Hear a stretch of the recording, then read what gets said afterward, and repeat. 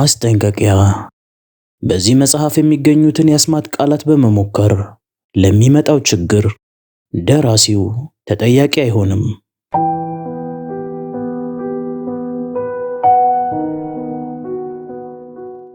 አንዳንድ ጊዜ ዕውቀት በረከት ሳይሆን እርግማን ነው።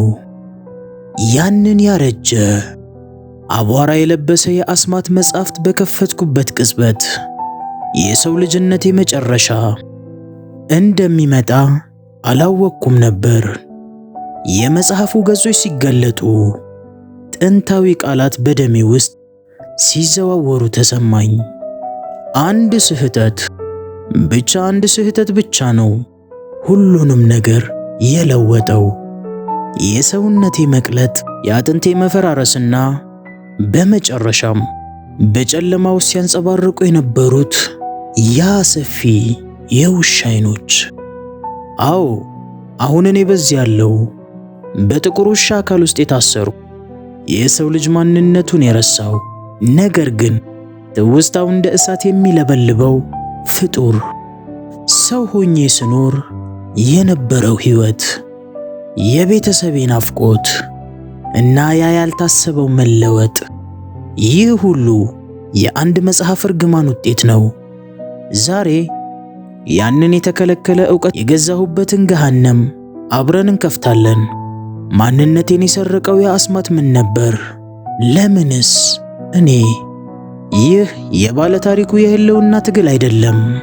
ይህ የሰው ልጅ መለወጥ ምስጢር ነው። ወደዚህ ጨለማ ዓለም ጉዞ ለመጀመር ዝግጁ ከሆናችሁ እስቲ ወደ መጽሐፉ መጀመሪያ እንመለስ።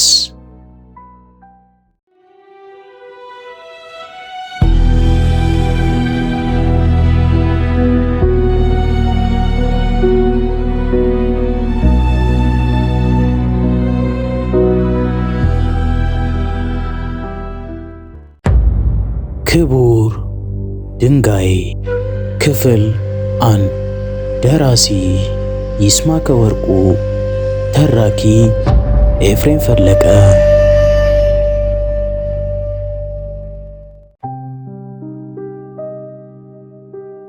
በአስማት ወደ ውሻነት ተለውጫለሁ። ማንም ይህን እውነት ለማመን ቢቸገር ተቸገረ አይባልም። ይህንን ታሪክ ለመቀበል እንኳን ለሌላው ለእኔም ቸግሮኛል። የማንም እምነት እኔን ከውሻነቴ አይመልሰኝም። ይህ ታሪክ እውነት ቢሆን ባይሆን የሚቸግረው ላይኖር ይችላል። አይኖር። የእውነቱን የማይኖር፣ የእውነቱን የማይስቅ፣ የእውነቱን የማያለቅስ ትውልድ ይህንን አስቸጋሪ ሐቅ እንዲያምን አይገደድም። ሐቁ ግን ይኸው ነው። በአርአያ ሥላሴ የተፈጠርኩት ሰውዬ በአርአያ ቡቼ ከች ብያለሁ።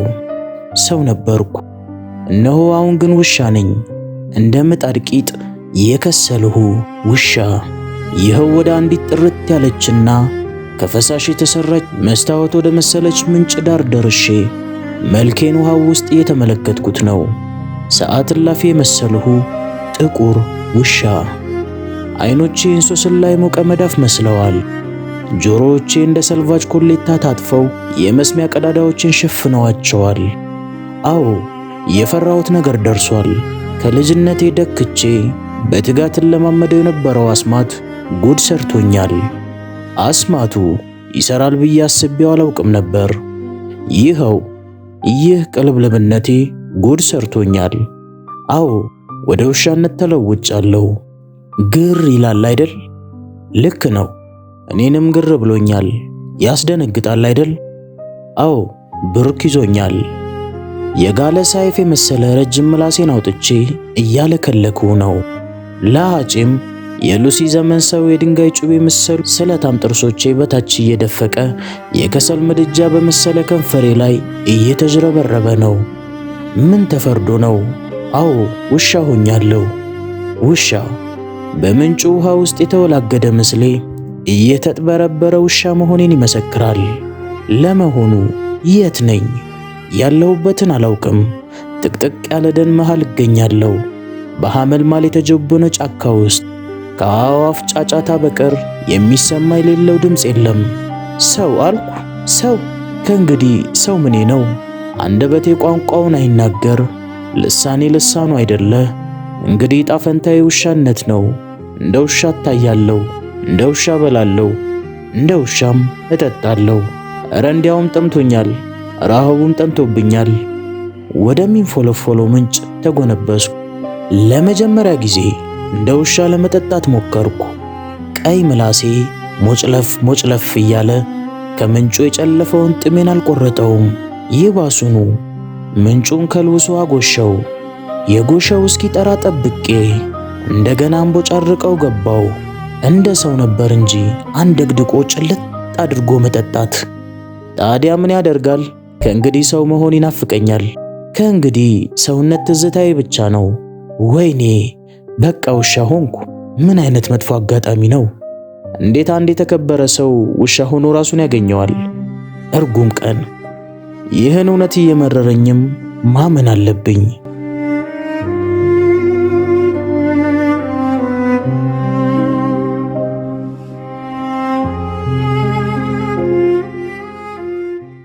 አዎ ወደ ውሻነት ተለውጫለሁ። ሰው ሳለው ለብሼው የነበረው ኮትና ሱሪ በውሻ እግሮቼ ስር ወልቆ ወድቋል። በአስማት ወደ ውሻነት ከተለወጥክ እንዴት እንደገና በአስማት ወደ ሰውነት አትለወጥም ትሉኝ ይሆናል። ቀኑን ሙሉ ስሞክር የዋልኩት ይህንኑ ነው። ወደ ሰውነት የሚለውጠኝ የመመለሻው ምስጢር ፓስዋርድ ተሰውሮብኛል። የመመለሻው አስማት መቼ ሁሉ ይሆናል ብዬ አሰብኩ። ይልቅስ ከሰውነት ወደ ውሻነት መለወጥ ምን ይመስላል በሉኝ። ምላሼም ያስደነግጣል፣ ያርበተብታል፣ ያንዘፈዝፋል ይሆናል። ከእንግዲህ ዲዲሞስ ዶሬ መሆኔን ማን ያውቅልኛል? በምን አንደበቴስ ዲዲሞስ ዶሬ መሆኔን እናገራለሁ? በምንም። ልሳኔ ልሳነ ውሻ ነው። የምወዳት ባለቤቴና ልጆቼም ውሻነቴን እንጂ ሰውነቴን አይረዱትም። ስሜ ብቻ ቀርቷል።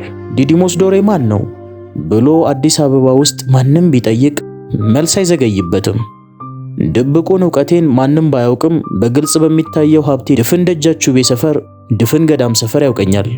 አባቴንም የዘመን ደለል አልደበቀውም። ዶሬ ታዋቂ ቀዳማዊ ኃይለ ሥላሴ አማካሪ የነበረ ሰው ነው። ሊቅነቱን የሚያሳብቁ አሻራዎች እስካሁን ይገኛሉ። በጥንቱ ዓለም ታሪክ ምርምር ተጠምደው ዶሬ ታዋቂ ቀዳማዊ ኃይለ ሥላሴ አማካሪ የነበረ ሰው ነው። ሊቅነቱን የሚያሳብቁ አሻራዎቹ እስካሁን ይገኛሉ። በጥንቱ ዓለም ታሪክ ምርምር ተጠምደው ከነበሩ ተመራማሪዎችም አንዱ ነበር። ከ1936 እስከ 1950 ዓመተ ምህረት ድረስ በአክሱምና በአካባቢው በተደረገው የአርኪኦሎጂ ምርመራ ጉልህ አበርክቶ ካላቸው ሰዎች መካከል አንዱ አባቴ ዶሬ ነው። በግልም በጋራም ባደረጋቸው የጥንቱ ዓለም ምርመራዎች ጉድ የሚያሰኙ ግኝቶችን አበርክቷል። ከነዚህ መካከል በብሔራዊ ሙዚየም ውስጥ የተቀመጡም ይገኛሉ። ሆኖም በቤቴ ውስጥ አስቀመጧቸው የነበሩት ህቡ ጥቅሎች አያሌ ናቸው። በ1942 ዓመተ ምህረት አክሱም ውስጥ ያገኛቸው የአስማት ጥቅሎችን ዕድሜ ልኩን ደብቋቸው ይኖር ነበር። ጊዜው ሲደርስ ብቻ ጥቅሎቹን ለኔ አስተላልፎ አርፏል። እነዚህ ጥቅሎች በጥንቱ ታዋቂ ኢትዮጵያዊ አስማተኛ አኪላስ ስም የአኪላስ ጥቅሎች ሲል ሰይሟቸዋል። በጥቅሉ በጥንቱ ዓለም ምስጢር ሰምጬ እንድኖር ያደረገኝ አባቴ ነው። ከ53 ዓመት ዕድሜ ውስጥ ከፊሉ ለትምህርት፣ እኩሉ ለጥንቱ ዓለም ጥናት የዋለ ነው። የአርኪኦሎጂ፣ የፊሎሎጂ፣ የአንትሮፖሎጂ ትምህርቶችን በተለያዩ ሀገራት ተምሬያለሁ። በሥራዬ ሀብትን በትምህርቴ ዕውቀትን ባካብትም በግሌ በተዘፈቁበት የአስማት ዓለም ውስጥ ጠልጬ እርቻለሁ። ይሰራል አይሰራም ከሚል አጉል ሞካሪነት የተነሳም ይኸው ወደ ውሻነት ተለውጬ እረፍ አልኩ። ከባለቤቴና ከልጆቼ ከተለየው አያሌ ቀናት አልፈዋል። ናፍቀውኛል። ውሻ ስሆን ደግሞ የበለጠ ናፈቁኝ። ታዲያ ምን ዋጋ አለው? የልጆቼን ናፍቆት መወጣት አልችልም። 15 ዓመት ተመንፈቅ የሆናት ልጄ ኤደን እስከ ፍልቅልቅ ሳቋ አይኔን በናፍቆት ጋረደችው። 8ኛ ዓመቱን ሊይዝ ጥቂት ቀናት የቀሩት ልጄ አኪላስም እስከ ኩርፊያው ናፈቀኝ። የባለቤቴ ውበት አይኔ ላይ ተዘበበ። አላፊው አግዳሚው ወንዱላ በእሷ አጠገብ ሲያልፍ እንደ ብሔራዊ ቲያትር የአንበሳ ሐውልት አንገቱን አጣሞ ይገተራል። ፈገግታዋ እንደ ሱፍ አበባ ነው። ሳቋም የማይመሽ ቀንን ያደምቃል። ልጇም እንደርሷው ፍልቅልቅ የሆነችው በእርሷ ወጥታ ነው። እኔም ብሆን ያሁኑን አያድርገውና መልከ ጥፉ አልነበርኩም። ከእርሷ እንደማልተናነስ አውቀዋለሁ። ባለቤቴን ያገኘሁበት መልካም ቀን ትውስ አለኝ። ክረምት ቢሆንም ብሩህ ጠዋት ነበር። ሲወርድ ያደረው ዝናብ ዳጡን ተክቶ ባርቷል። በዚህ ፈተት ያለ ጠዋት መኪናዬ በመበላሸቷ ምክንያት በእግሬ ወደ ሥራ ቦታ ለመጓዝ ከበሬ ወጥቼ መንገዱን እንደተቀላቀልኩ አንዲት ዳሌዋ የኮራ ቆንጆ ሴት ከኋላዬ መጥታ ከፊት ለፊቴ ቀደመችኝ። ጥቂት ከፊቴ ስትራመድ ቆይታ አንዠላልጧት ተጠቀለለች። አጭር ቀሚሷ በጭቃ ዳከረ። ፈጠን ብዬ አፋፍሼ አነሳኋት። ኮቴን አውልቄም ወገቧ ላይ እንድታገለድመው ሰጠኋት። በጥብቅ አመስግናኝ ኤፍራታ ስትል ስሟን በማስቀደም ተዋወቀችኝ። እኔም ዲዲሞስ ስል ስሜን ከእጄ እኩል ዘረጋው። ከዚህች ቀን ጀምረን በየቀኑ መገናኘት ጀመርን። ብዙም ነገር አሳለፍ። እንደወደደችኝ የገባኝ አጣድፋ ስታገባኝ ነበረ። ያ ሁሉ ቀረ። ጎዶሎ ቀን፣ እርጉም ቀን። ከእንግዲህ እንዴት አድርጌ ነው ልጆቼን የማቅፋቸው? ባለቤቴን በምን አፌ ነው የምስማት? ውሻ ነኛ፣ ጥቁር ውሻ።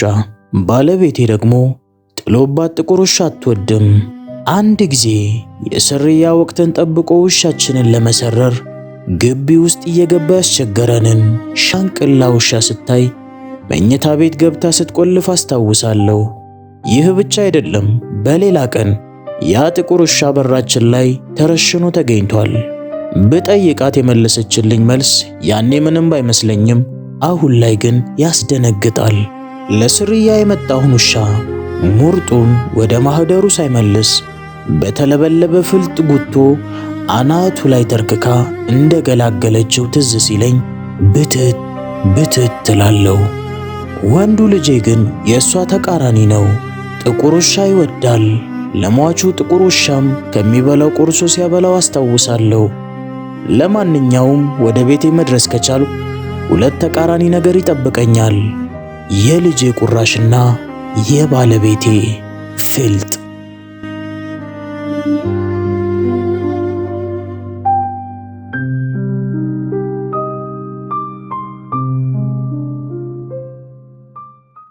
ግን የት ነኝ? የት ነው ያለሁት? ያለሁበት ጫካ ምስራቅና ምዕራቡ፣ ሰሜንና ደቡቡ አይታወቅም። ጀንበሯ ግን በላቴኖች እንደለጓት ኳስ በረጃጅሞቹ ዛፎች ውስጥ ከተደበቀች ቆይታለች።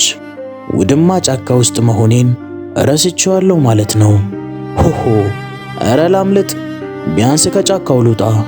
ግን ወደ የትኛው አቅጣጫ ልሩጥ? ብዙ ከመነታው በኋላ አቦ ሰጡን እፈተለግ ጀመር። ለ20 ደቂቃዎች ያህል ያለማቋረጥ በጫካ ውስጥ እንደ ሚሳኤል መወንጨፌን ቀጠልኩበት። እስካሁን ክፉ ነገር አልገጠመኝም። ረሃቡ ግን እየሞረሞረኝ ነው። ይህ በፍጹም ያላሰብኩበት ጉዳይ ነው። ምን መብላት እችላለሁ? ለመጀመሪያ ጊዜ ሩጫዬን ገትቼ ቆምኩ። ዙሪያ ገባውን ተመለከትኩ። ለአይን ያዝ እያደረገ ነው። ደግነቱ ወደ ውሻው ስለወጥ አይኔን በባውዛ ቀይሮልኛል መሰል። ጨለማው አልበገረውም። የሚበላ ነገር አነፈነፉ። ግን ምን ልበላ ነው? መቼስ ከእንግዲህ እንደ ውሻ እንጂ እንደ ሰው መመገብ አልችልም። ምግበ ከለባት እንጂ ምግበ ሰብዕ አላገኝም። ቀይ ወጥ የለመደ ሆዴ ትራፊ አጥንት ሊመክተው አይችልም። ደሞ ዘንድሮ አጥንት የሚያስተርፍ በላተኛ የት ተገኝቶ?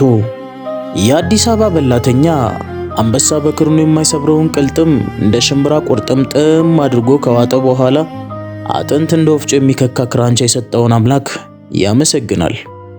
የአጥንት ጠር የሆነ ባህላችንን ባሰብኩ ቁጥር አንድ ታሪክ ትዝ ይለኛል። በድሮ ጊዜ አንድ አበሻ ሞስኮ ለትምህርት ይላክና ይከራርማል።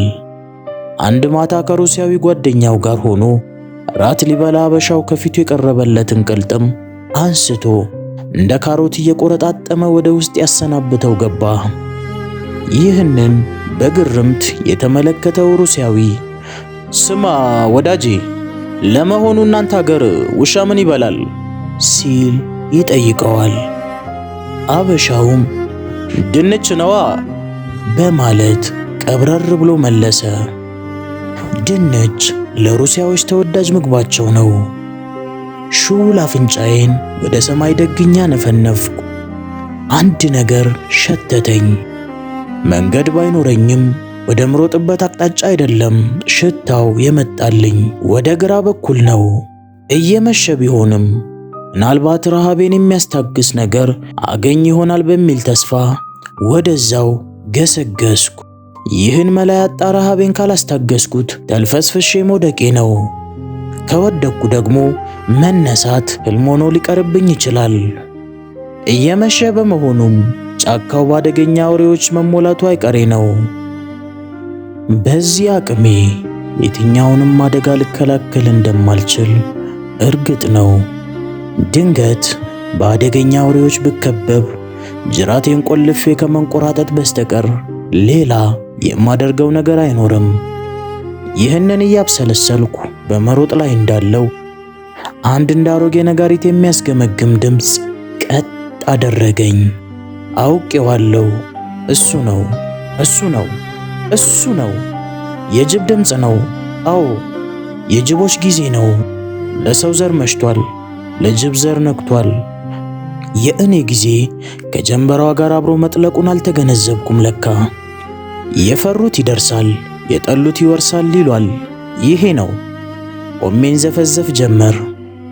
ጥቁር ፀጉሬ እንደ ጃርት ሾህ ሲቆም ተሰማኝ። ፍርሃት ኤሌክትሪክ እንደጨበጠ ሰው አካላቴን አንዘፈዘፈው። ቆሜ በፍርሃት ብርክ ስዘፍን ቆይቼ በደመ ነፍስ ወደ ሸተተኝ ነገር ተፈተለክሁ። ከደቂቃዎች በኋላ ወደ ሸተተኝ ነገር ደረስኩ። የፈጣሪ አለ።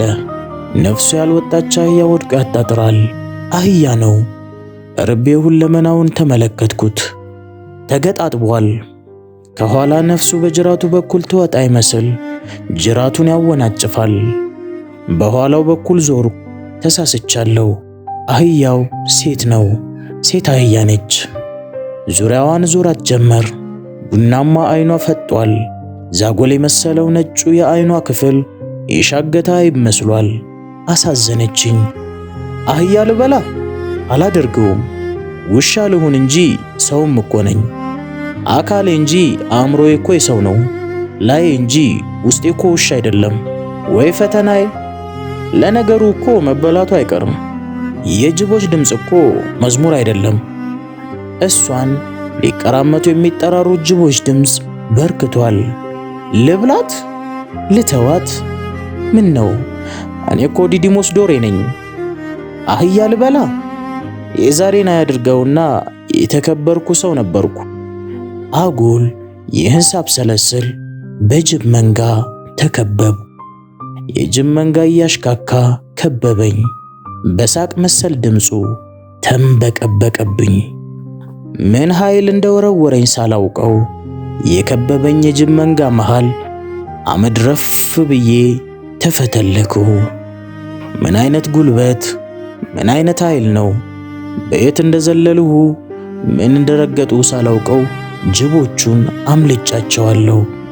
ለነገሩ የአህያ ሲሳይ ቀርቦላቸው እኔን የሚከተሉበት ምንም አይነት ምክንያት የላቸውም። አህያዋን እንዴት እንደተባጨቋት በአይነ ህሊናዬ ሳልሁት። ጨርገድ፣ ላት፣ መሽለቅ ድምጿም የሚቀራቸው አይመስለኝም። እሷን ተቋድሰው እኔን ይከተሉኝ ይሆን? እንጃልኝ። ጫካው ማለቂያ የለውም። እኔ ግን በማላውቀው ኃይል እንደ ጥንግ እየተወረወርሁ ነው። ሰው እያለው እንደማውቀው ሰዎች በተፈጥሮ የተሰጣቸው አድሬናሊን የሚባል ቅመም በሰውነታቸው ውስጥ ይገኛል። እኔን እንደ መልአክ የተራዳኝ ቅመም ግን ሰው እያለው የኢያሪኮን ቅጥር የሚያህል አጥር ያዘለለኝን፣ እሾውን የአበባ ያህል ያስጨበጠኝን ይልቃል። ከሰው ወደ ውሻነት በአስማነት ባልለወጥ ኖሮ ይህን ያህል ስለ ውሻ አፈጣጠር አላስብም ነበር።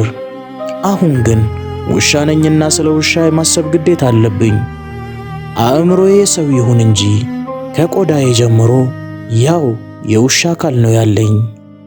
ሰው እያለው ስለ ውሻ አፈጣጠር የማውቀው ጥቂቱን ነው። ግራጫ ቀለምን በመለየት የውሻ እይታ ከሰዎች በግማሽ ያነሰ መሆኑን አውቃለሁ። ውሾች ለሚንቀሳቀስ ቁስ ያላቸው እይታ ከፍ ያለ ነው። ከ800 እስከ 900 ሜትር ርቀት ጌታቸውን መለየት ይችላሉ። እኔ ግን ገና ጌታም እመቤትም የሌለኝ ውሻ ነኝ። ጥቅጥቅ ያለውን ጫካ በዚህ ድቅድቅ ጨለማ በማቋረጥ ላይ ነኝ። ውሾች በዝቅተኛ ብርሃን ውስጥ የማየት አቅማቸው ከፍተኛ መሆኑን የተገነዘብሁት በዚህ ጨለማ ውስጥ ትንኝ ሳትቀር እያየው ከምንም ቋጥኝና ግንድ ጋር ሳልጋጭ በዚህ ፍጥነት እየሮጥኩ በመሆኔ ነው። ሰው ብሆን ኖሮ ይሄኔ ግንባሬ 10 ቦታ ላይ ተፈነካክቶ የአዋዜ ቅል መስዬ እገባ ነበር። ሳይንቲስቶች እንዳረጋገጡት ሰዎች 180 ዲግሪ ጎንና ጎን ባንዴ ማየት ሲችሉ፣ ውሾች ግን እኛ ውሾች ግን ሁሉን 170 ዲግሪ ዙሪያ ገቡን ማየት እንችላለን። እኛ ውሾች ወይኔ ሰው እንደነበርኩ ጭራሽ እየረሳሁት ነው እንዴ? ከሰዎች እጅጉን በላቀ ሁኔታ ከትንሹ የ40 ሄርዝ ኮሽታ እስከ ትልቁ 60,000 ሄርዝ ጆሮ የሚበሳ ድምፅን የመስማት አቅም አለን። ይህም ማለት የሰዎችን 4 እጥፍ የሚሆን የመስማት ችሎታ አለን ማለት ነው። ሌላው ታላቁ ችሎታችን እርጥበት በማይለየው አስማተኛ ፍንጫችን አማካኝነት ጥሩ የማሽተት ብቃታችን ነው። የአእምሮአችን አብዛኛው ክፍል ኦልፋክቲቭ ነርቭስ በሚባሉና ሽታን በሚለዩ የነርቭ ሕዋሳት የተሞላ መሆኑን በኩራት መናገር እችላለሁ። ሰው እያለው ውሾችን በዚህ አነፍናፊነት ዝናቸው አደንቃቸው ነበር። የሆነ ያልሆነውን በማሽተት በሽታ መሞላቱና በግማት መሰቃየት በከፊል ሰው እንደመሆኔ መጠን አሰቃቂ ነው።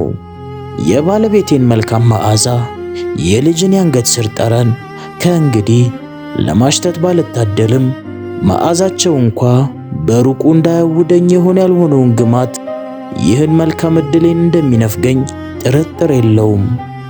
ይህን ሳሰላስል ከአንድ አስደንጋጭ እውነት ጋር ተላተምኩ። እኔን ሆኖ ላየ ሰው ይህ አሳዛኝ እውነት ብርክ የሚያስይዝ አስደንጋጭ የውሻ አፈጣጠር ነው። የውሾች አማካይ ዕድሜ ከ13 ዓመት አይዘልም። እስካሁን በምድር ላይ ረጅሙን ሕይወት የቀጨው ውሻ በ29 ዓመቱ ነው የሞተው። ድንቄም ረጅም ዕድሜ! ሕይወቴ በውሻ ሕይወት፣ ዕድሜ በውሻ ዕድሜ፣ ኑሮዬ በውሻ ኑባሬ፣ ምንዳዬ በውሻ ምንዳ፣ ድርጎዬ በውሻ ድርጎ ተሰፍሮልኛል ለካ። አያችሁ ክፉ ጣዬን! በአስማት ከሰውነት ወደዚህ ጥቁር ውሻነት ስለወጥ የዚህ ውሻ ዕድሜ ስንት እንደሆነ እንኳ አላውቅም።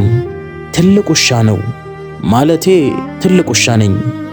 ዕድሜ ወይም የገባውበት የውሻ ዕድሜ ከ10 ዓመታት በላይ እንደሆነ ጥርጥር የለውም።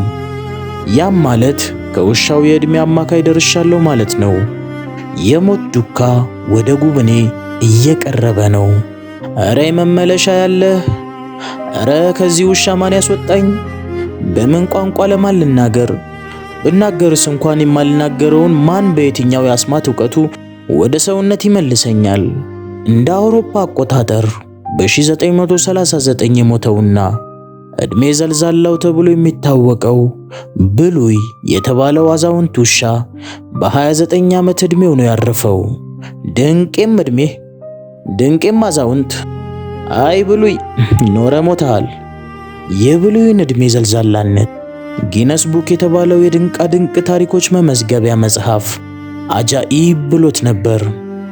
መጽሐፉ ይህም ዕድሜ ያልተረጋገጠ ነው በማለት በትክክል የመዘገበው በ26 ዓመት ከ9 ወራት ዕድሜው የተቀጨውን ፑስኬ የተባለ ውሻ ነው። የኔ ነገር ያለቀለት ነገር ነው። በቅርቡ ተሰናባች ነኝ። ወይኔ ዲዲሞስ! ለመሬት የከበድሁ አባወራ እንዲሆኜ ሞታለሁ ብዬ አስቤውም አላውቅም ነበር። ስንት ህልም ነበረኝ መሰላችሁ? እስከ ህልሞቼ ልቀበር ነው በቃ። ምን ይደረግ ይበለኝ። አላርፍ ያለች ጣት እንዲሉ ይኸው 29 ዓመት ብርቅ ወደ ሆነችባቸው የውሾች ዓለም ተቀላቅዬ አረፍኩ። ሐዘን እንዲህ ያንገላታኝ ስበር የመኪና ድምፅ ተሰማኝ። ቆየት ብሎ ደግሞ የከብቶቹ ጠረን ሸተተኝ። የት እንዳለው እስካሁን አላወቅሁም። ዳሩ ባውቅስ ምን ያደርግልኛል? ከዚህ በኋላ ንብረት የለኝ፣ ሀገር የለኝ፣ ምን የለኝ። ሰው ሸተተኝ። ጫካውን በሩጫ ጨርሼዋለሁ። አንድ ሸክም ከላይ ላይ የወደቀ መሰለኝ። ሰው ላይ ነው ሰው፣ የድሮ ዘመዴን። ሰው መሆን እንዲያስቀናል ለካ። ግን በእርግጥ ሰው መሆን ያስቀናል?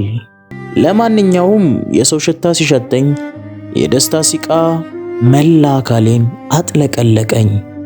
ቢያንስ ሕይወቴ ለዛሬ ታድራለች። አራዊት ስጋዬን ሳይቀሟት ሰው ወዳለበት ደርሻለሁ። እርምጃዬን ቀነስ አድርጌ እያደባው ወደ አንድ ጉብታ ወጥቼ ቁልቁል ተመለከትኩ። ከማዶ ጭልጭል የሚል እሳት የሚነድባት ጎጆ ቤት ታየችኝ። ወደዚህ ደግሞ የሚጠገን ይሁን ፈርሶ የሚሰራ የመኪና መንገድ አለ። ዝቅ ብሎ ደግሞ የመንገዱ ሰራተኞች ጊዜያዊ መጠለያ ይመስለኛል። እጅብ ያሉ ቆርቆሮ ቤቶች ይታዩኛል። ወደዚያው ገሰገሱ። ረሃቤን የሚያስታግስ ትንሽ ፍርፋሬ በዚህ መንደር ውስጥ እንዳገኝ አጥብቄ ተመኘው። ከጥቂት ደቂቃዎች በኋላ መንገዱን ተሻግሬ አጀብ ወዳሉት ጊዜያዊ መጠለያዎች አጥር ተጠጋው። በዚህ መጠለያ ውስጥ ያሉት ሰዎች አልተኙም። እንግሊዝኛና ቻይንኛ እየቀላቀሉ እንደማማት ይንጫጫሉ። ይበልጥ ወደ አጥሩ ተጠግቻ ጮልቄ ስመለከት እሳት አንድደው ሲያወጉ ተመለከትሁ። ቻይናዎች ናቸው። ሁለት አበሾችና አንዲት ዜግነቷ በመልኳ የማትታወቅ ፈረንጅ አብረው ነበሩ። ሌላ አንዲት ልጃገረድ ሀበሻ አጥሩ ጥግ ከአንድ አውራጣት ከሚያክል ቻይና ጋር ትላፋለች። አጥሩን አልፌ ወደ ውስጥ ለመዝለቅ ስሞክር አንድ አስደንጋጭ ሐሳብ ከአእምሮዬ ተሰነቀረ። ቻይናዎች ውሻ እንደሚበሉ ሰምቻለሁ። አርደው በሚሞቁት እሳት ጠብሰው ቢያጣጥሙኝስ? ክው ብዬ ደንዝዤ ቆምኩ። እስከ ስንት ህልሞቼ ቻይናዎች ጠብሰው ሊበሉኝ? ውሻ አለ ቻይንኛ በሚመስል እንግሊዝኛ። አንድኔ ወዳለሁበት አጥር ጥግ ጠጋ ብሎ ያደንጓሬ ፍሬ የምታክል ብልቱን ከሙታንታው ስር በስንት መከራ ፈልጎ በማውጣት ሽንቱን የሚሸና ቻይና። መንቀሳቀስ አቃተኝ። እግሬን መንቀል ተሳነኝ። ደነዘዝኩ። እበላ ስል ልበላ። የፈጣሪ ያለህ ሕይወት ዳጥ የበዛባት የጭቃ መንገዱን አብኛለች። ሳላስበው አዳልጣ ከሰውነት ወደ ውሻነት ለውጣ የጉድ ሕይወት እንድመራ እያረገችኝ ነው። ለአያሌ ደቂቃዎች ከአጥሩ ውጭ ቆሜ ወደ ውስጥ ሳጮልቅ ቆየው። ረሃቡ ጠንቶብኝ ከስቼ ተኮማትሬ ደገኛ ቆመስ እያለው ጠንቶብኛል። ወደ ውስጥ ለመዝለቅም ከአጥሩ ለመራቅም አቃተኝ። ቆራጥ ሰው ይቅርታ ቆራጥ ውሻ ብሆን ኖሮ እሳት ወደሚነድባት ጎጆ ሄጄ እድሌን መሞከር ነበረብኝ። ለምን እዚህ ግቢ ውስጥ መግባት እንዳማረኝ አልገባኝም። ግቢው ውስጥ በሚንቀለቀለው ያዘቦት ደመራ ዙሪያ የተኮለኮሉት ቻይናዎችና ሀበሾች ያውካካሉ። ሴቷ ግን ብዙም አታወራም። ምናዊት እንደሆነች እስካሁን አላረጋገጥኩም። ወርቅማ ፀጉሯ ጀርባዋ ላይ ተነስንሷል። ከፊቷ ያለውን ነበልባል የለበሰችው መሰለኝ። ፈጣኑን የቻይናዎች ንግግር ለማዳመጥ ከወዲያ ወዲህ ስትቃበዝ ፀጉሯ እንደ ብርሃን ነዶ በአየር ላይ ይበተናል። በእሳቱ ወጋገን መሃል ቁልጭ ብላ ትታየኛለች። አይኖቿ ሰማያዊ ሲሆኑ አንዳች ነገር የተራቡ ይመስላሉ። ስታዳምጥ ራሷን ቶሎ ቶሎ መነቅነቀዋ መሏ ሳይሆን አይቀርም። ከንፈሯንም በቅልብልብ ምላሷ ታረጥባለች። ከንፈሯ አፍ ላይ የተለጠፈ ቆንጅዬ ልብ ስዕል ይመስላል። ውሻ ሆኜ የሴትን ልጅ ውበት ይህን ያህል ማየቴና ማድነቄ ለራሴው አስገረመኝ። ለነገሩ ሐሳቤን ወደ እርሷ በማድረጌ ለጥቂት ደቂቃዎች ራቤን ረስቼዋለሁ። ምን ነው ባላስታወሱት። ውሻ ስለሆንሁም እንደሆነ እንጃ ረሃብ ጥርሱን አውጥቶ እየጋጠኝ ነው። ባገኝ እንኳ በልቼ መጠገብ አልመስላለኝ። በዚህ መሃል ከጓሮ በኩል 2 ቻይናዎች ብልቱ ያልተለያየ ስጋ በወሳንሳ ተሸክመው መጡ። አንድ ሌላ ሀበሻ ጠብደል ቢላዎች እያብለጨለጨ ብቅ አለ። ነፍሰ ገዳዩ እርሱ መሆን አለበት። እጁ በደም ተጨማልቋል። ስጋው የውሻ ይሁን የፍየል፣ የዱር አውሬ ይሁን የበግ አይለይም። እርፍ የሚያህል እንጨት በፊንጢጣው ገብቶ በአንገቱ ዘልቋል። ውስጥ ለውስጥ የዘለቀውን እርፍ የሚያህል እንጨት ጫፍና ጫፉን ይዘው በወሳንሳ ካመጡት በኋላ ደቶን ከሚንቀለቀለው ሳዳርና ዳር ከተተከሉት ባላዎች ላይ አንጠለጠሉት። ከአንገቱ ላይ ጭንቅላቱ ባለመኖሩ የውሻ ስጋ ይሁን የፍየል መለየት አልተቻለኝም። ምናልባት የውሻ ይሆን ስል ራሴን ጠየቅሁ። አይሆንም አይባልም። የውሻ ስጋ ከሆነ ብዬ ሳስብ 2ቱ ስጋቶች አጥንቴ ድረስ ዘልቀው ወጉኝ። አንደኛው ስጋቴ ወደ ግቢ ከገባው ቀጣዩ ተጠባሽን ይሆናል የሚለው ነው። ቀጣዩ ተጠባሽ ቢላዋው አንገቴ ላይ ሲያርፍ በዓይነ ህሊናዬ ሳልሁት። አፌን ደምደም አለኝ። ወደ 2ኛው ስጋቴ ባልፍ ይሻላል። ይህንን ማሰብም ቀላል አይደለም፣ ያንገፈግፋል። የሚጠብሱት የውሻ ስጋ ከሆነ አጥንት እንኳ ቢጥሉልኝ ንክች አላደርገውም። እንዴት አድርጌ የውሻን ስጋ ቀምሰዋለሁ? ምንም የክፉ ቀን ውሻ ብሆን እንኳ ጭንቅላቴ እኮ የሰው ነው፣ ያውም የኢትዮጵያዊ ጭንቅላት። የአበሻ አእምሮ የውሻ ስጋ ሊበላ ቀርቶ የሞተ በድን ከነካ ቄደር የሚረጭ። እነዚህ ቻይናዎች ግን ኢትዮጵያን መናኸሪያቸው ካደረጉ ወዲህ በየደረሱበት አሞራና ውሻ እንደጨረሱ ሰምቻለሁ። በየሄዱበት ይህ ሁሉ በዙሪያችሁ ተትረፍርፎ ይርባችኋል ነው አሉ የሚሉት። ኢትዮጵያውያን ግን ከባዱ መሐላቸው እንኳ የውሻ ስጋ ያስበላኝ የሚል ነው። በእርግጥ ቻይናውያን ብቻ ሳይሆኑ ጥንታዊ ሮማውያንና ጥንታዊ ሜክሲኮውያን የውሻ ስጋ ይበሉ እንደነበር መዛግብት ያስረዳሉ። በዚህ ባለንበት ዘመንም ቢሆን በኮሪያ፣ በቪየትናም፣ በኒውዚላንድ እንዲሁም በአንዳንድ የእስያ ሀገራት የውሻ ስጋ እንደሚበላ የታወቀ ነው። የውሻ ስጋ የሚያቀርቡ ዘመናዊ ቄራዎችና ሬስቶራንቶችም እንዳሉ የአደባባይ ምስጢር ነው። የጉንዳን ንፍሮስ መቼ ቀርቶ! ይህ እንደኔ ያለን ኢትዮጵያዊ ሆድ የሚያማስል ነገር ነው። በማሰቤ ብቻ ሆዴ እንደ ማዕበል ተገለባበጠ። የኢትዮጵያዊ መንፈሴ አልለቀቀኝም ማለት ነው። ውሻ መሆኔን መዘንጋት የለብኝም። በአስማት ከሰውነት ወደ ውሻነት ተለውጬ ወደ ሰውነት የምመለስበትን አስማት ከማጣቴ በፊት እንዴት ያለው የኮራው ኢትዮጵያዊ ነበርኩ መሰላችሁ? ይኸውላችሁ ቅንጹል ዕውቀቴ ለዚያ በቃኝ። የማይረባ ጸሎት ጎን ያስመታል ይሏል። ይኸው ነው። ያሁኑን አያድርገውና ስለ ረሃብ አስቤ የማውቅ ሰው አልነበርሁም። ላጣ ለነጣ የማስብበት ጊዜም አልነበረኝም። እድሜን ያጋመስኩት በምርምር ነው። በጠፉ በተረሱ ዕውቀቶቻችን ዙሪያ ለአያሌ ዓመታት ማንነት ጥናት ሳደርግ ኖሬያለሁ። የኢትዮጵያን የተደበቀ ማንነት ስጭር በአፈ ታሪካችን፣ በትውፊታችን፣ በተረታችን ውስጥ የተዳፈነ እውነት ይኖር ይሆን? የዘውትር ጥያቄ ነበር። አስማት በሚባል ጥቁር ጨርቅ ተጠቅልሎ የተጣለ ሐቅ ይኖር ይሆን? በእርግጥስ አስማት የሚባለው ነገር እንደ ጭራቅ ታሪክ ማስፈራሪያና ማጭበርበሪያ ነው ወይስ ያለ ነገር ነው? የዕድሜ ልክ ጥያቄ ነበር። ስለ አስማት ያለኝን ጥልቅ ዕውቀት ወደፊት አወራችኋለሁ። አሁን ግን ረሃቤን ከማስታገስ በቀር ሌላ ዓላማ የለኝም። ውሻ ሆኜ መቁለጭለጭ ከጀመርሁ ጊዜ ጀምሮ ባፌ ዞረ ነገር የለም። የበጉ ይሁን የውሻው አሩስቶ ሙክክ ብሏል። ከእሳቱ ላይ አውርደው በተዘጋጀው ሳጠራ ላይ አስቀመጡት። ለሁሉም ቢላዋ እየተሳለ ታደለ። ድምፃቸው ቀነሰ። ሁሉም እንደ ሰዓት ሰሪ አቀርቅረው ይተገትጉታል። ሀበሾቹና ሴቷ ፈረንጅ ግን ከማዕዱ አልቀረቡም። የጠረጠርኩት እውነት ይሆን? ለምን በዚህ መከራ ጊዜ ምግብ ማማራጥ ላይ ጊዜ እንደማጠፋ አልገባኝም። ይህ ጥጋብ ነው። ሊያውም እኮ ተርፏቸው ከወራወሩልኝ ነው። ራሴን እንዴት ማሳመን እንዳለብኝ ሊገባኝ አልቻለም። ራስን ለማዳን የማይበላ ነገር የለም። በጠና ረሃብ ጊዜ የሚላመጥ ሁሉ ምግብ ነው።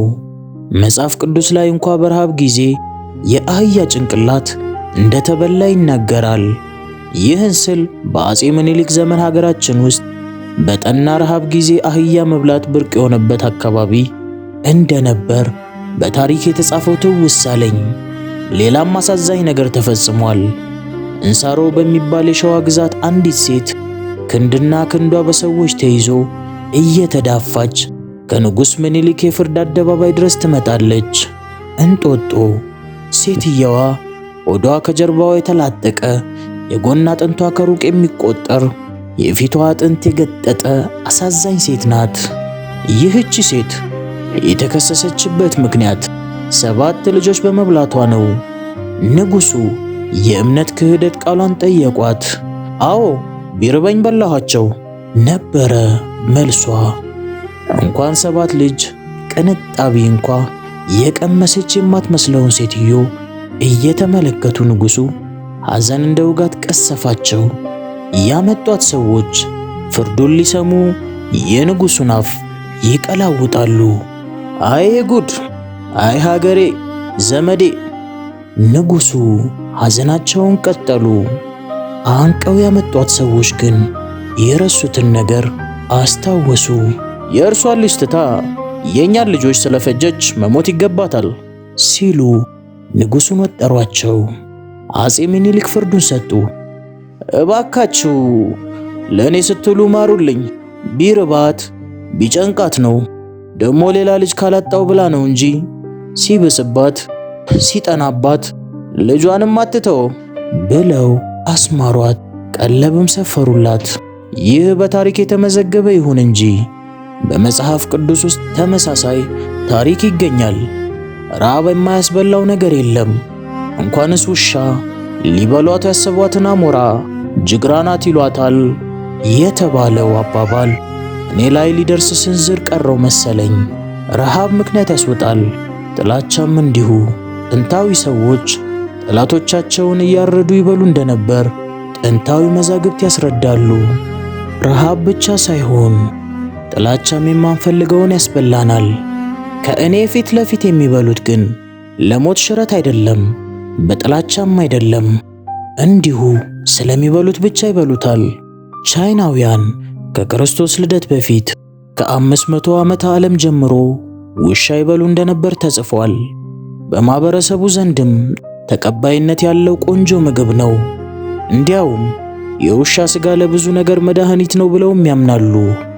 ከጫካ ታሪካቸው ጀምሮ ውሻን በመብላት አንቱ የተሰኙ ናቸው። በ2003 ዓመተ ምህረት አንድ የጤና ጥበቃ ቡድን በአንድ የቻይና ሬስቶራንት ውስጥ የጤና ክትትል ለማድረግ ይሄዳል። ማቀዝቀዣው ይከፈታል። በዚህ ማቀዝቀዣ ውስጥ ታዲያ የውሻ ሥጋ በደንብ ተሰድሮ ከጭኑ እስከ ጭንቅላቱ መገኘቱን ሰምቻለሁ። ምንም ማድረግ አልተቻለም። ቻይና ውስጥ ነዋ። የውሻ ሥጋ መሸጥም ሆነ መብላት የሚከለክል ሕግ የለም። ይህን ስል ሌላም የቅርብ ጉዳይ ያስታውሳለሁ። በ2008 ዓመተ ምህረት ነው።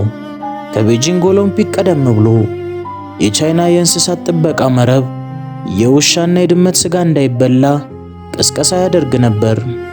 የቻይና ባለስልጣናትም የቤጂንግ ኦሎምፒክ በሚካሄድባቸው አቅራቢያ ያሉ ሬስቶራንቶች የውሻና የድመት ሥጋ ከምግብ ዝርዝራቸው ላይ እንዲሰርዙ በማድረጋቸው ከ112 በላይ የሚሆኑ ሬስቶራንቶች የታረዱ ውሾቻቸውንና የተበለተ የውሻ ሥጋቸውን ከስረዋል።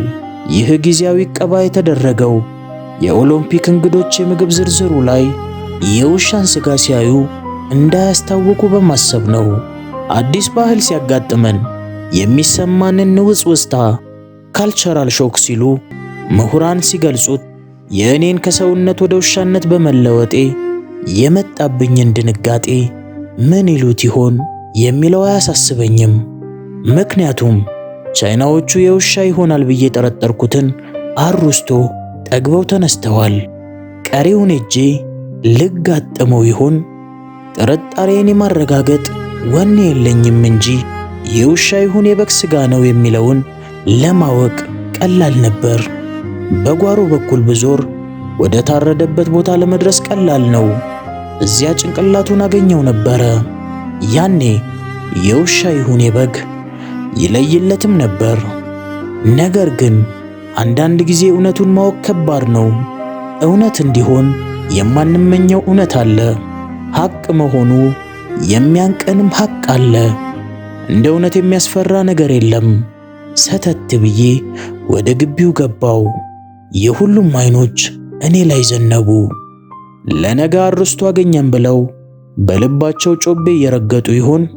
በልባቸው ጮቤ እየረገጡ ይሆን? ሴቷ ተነስታ ወደ እኔ መጣች። ይነክሳታል ብለው በመፍራታቸው አስጠንቅቀዋት ነበር። ነገር ግን አይኖቼ ውስጥ ተናካሽ እንዳልሆንኩ ያወቀች ይመስለኛል። እኔም እድሌን ለማሳመር ጅራቴን እቆላ ጀመር። እንደ ተጎለጎለ የቴፕ ክር አውጥቼ ላጬን እያዝረበረብኩ እንደነበር የታወቀኝ አሁን ነው። ሸከፍኩት። ባይርበኝ ኖሮ ስለ ቁንጅናዋ አስቤም ባላባራው። ጀርመናዊት ናት ልበል? ግንባሬን በቀስታ ነካችኝ። ደስ አለኝ። ወደ ሰውነት የተለወጥኩ ያህል ደስ አለኝ። ሰው መሆኔን በምን አንደበቴ በነገርኳት። ነፍሴን ከዚህ ጥቁር ውሻ ውስጥ መዘው ሰው የማድረግ ስልጣን ለእነዚህ ውብ ጣቶቿ የተሰጠ ይመስል ግንባሬ ላይ የሚርመሰመሱ አለንጋ ጣቶቿን ተአምር እስኪሰሩ ጠበቅኋቸው። እንደ ራበኝ የነገራት ያለ ይመስል ወደ ተረፈው ሥጋ ሄዳ ሁሉንም አመጣችልኝ። እሶ መስሞ ገባው። መትረየስ ደግኖ እንደሚፋለም ወታደር መሬቱ ላይ ተንበልብዬ ከአጥንትና ከጉልጥምት ጋር የመጀመሪያውን ጦርነት ገጠምሁ። ሰልችቷቸው የተዉትን ሥጋም አጥንቱን ግራና ቀኝ እያፈራረቅሁ አገኘሁት። ጥርሶቼ ሾራሉ። ክራንቻዎቼ ለንብረት እንኳ ምሕረት የለሾች መሆናቸውን አረጋገጥኩ። በጣም ተርቦ እንደነበር ያስታውቃል ስትል በእንግሊዝኛ ተናገረች። ስትናገር ብቻም ሳይሆን እኔ አጥንቱን ስቆረጣጥም ሁሉ ራሷን ታነቃንቃለች። ማናቸውም መልስ አልሰጧትም። ወሬያቸውን ቀጥለው ነበር። እርሷ ግን አጥንቱን ሁሉ ቆረጣጥሜ እስክጨርስ ተቀምጣ በትኩረት ስታየኝ ቆየች።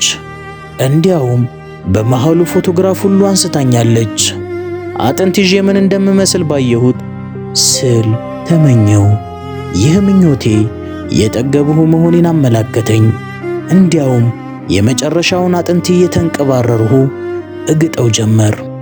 አባቴ ይህን የሚመስል ውሻ ነበረው አስታውሳለሁ። ልጅ ሆነን መኖሪያችንን በርሊን ውስጥ አድርገን እያለን አባቴ ከጦር ግንባር ሲመጣ ከኛ ቀድሞ የሚዳብሰው ውሻውን ነበር። ጀርመናዊት መሆኗን አረጋገጥሁ። እንግሊዝኛዋም ያሳብቃል። ያዳመጧት አልመሰለኝም። እባክሽ ተጠንቀቂ፣ አትሞካሞኪው፣ ራቢስ የሚባለው የእብድ ውሻ በሽታ ሊኖርበት ይችላል ሲል አንደኛው ኢትዮጵያዊ ያስጠነቀቃት። አካሌ ከሁለት የተሰነጠቀች መሰለኝ። ተርበተበትኩ።